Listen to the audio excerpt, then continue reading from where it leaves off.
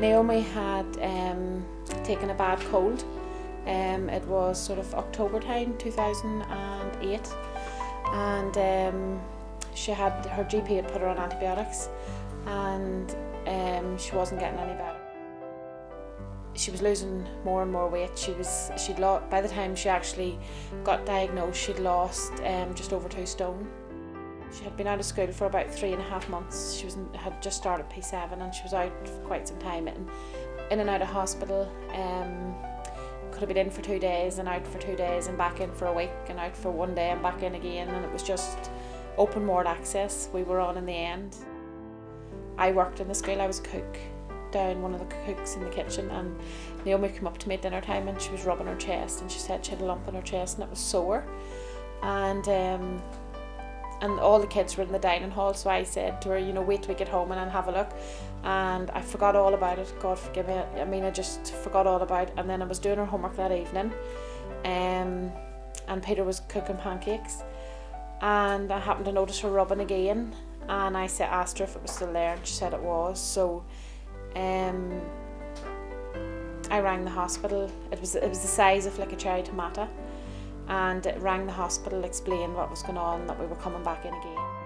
The next morning, the consultant, they were baffled with all that was going on, because her test results were fluctuating all over the place, and there was dead cells turning up in her urine and things like that. And in the end he decided it would be in everyone's best interest to refer her to Belfast for a second opinion, and that's where we met Dr. McCarthy. This was the week leading up to Easter, and he said that there would be a skeleton staff on, so not to expect to hear anything for a week or so.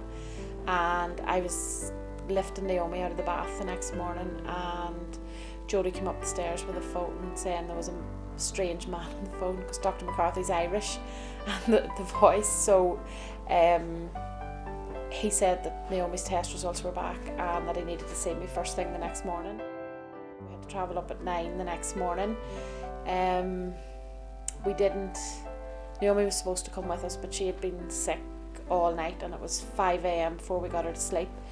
So we decided to keep her at home, and my husband and I travelled up with our minister, came with us, and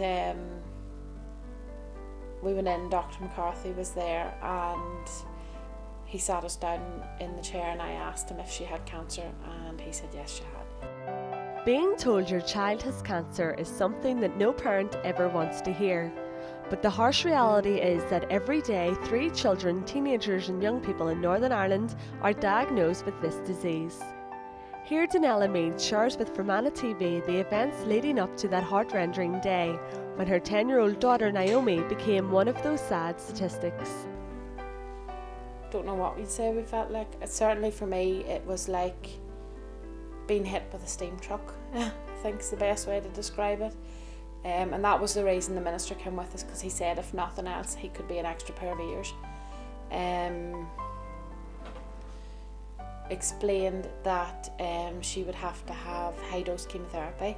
He said about her birthday coming up, and he said to celebrate it that weekend because she was coming in on Monday to start treatment.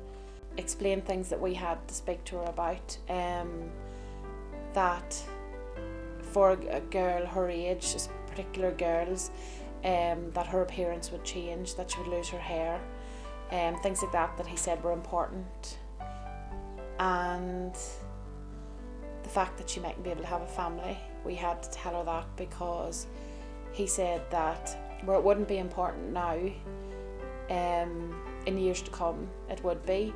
So things like that, if we didn't tell her, then they would, pretty much. So I remember coming out of his office and walking into I don't know, there's a pole or pillar or something there, and I walked straight into it. I just it was definitely the worst day of my life. Over the next 6 months, Donella and her family travelled to Belfast from Fermanagh, sometimes 3 times a day, as Naomi underwent her treatment.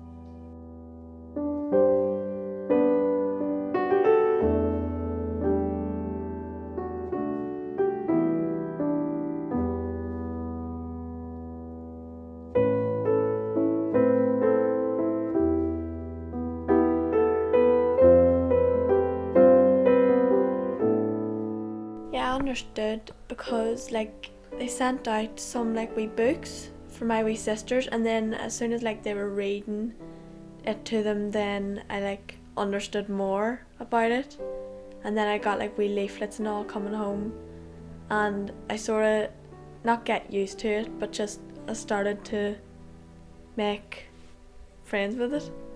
You don't really know how to get through it. You just like cross every bridge as it comes, so you can't really ask questions what's going to happen and all because they don't really answer it, so you just do what you have to do.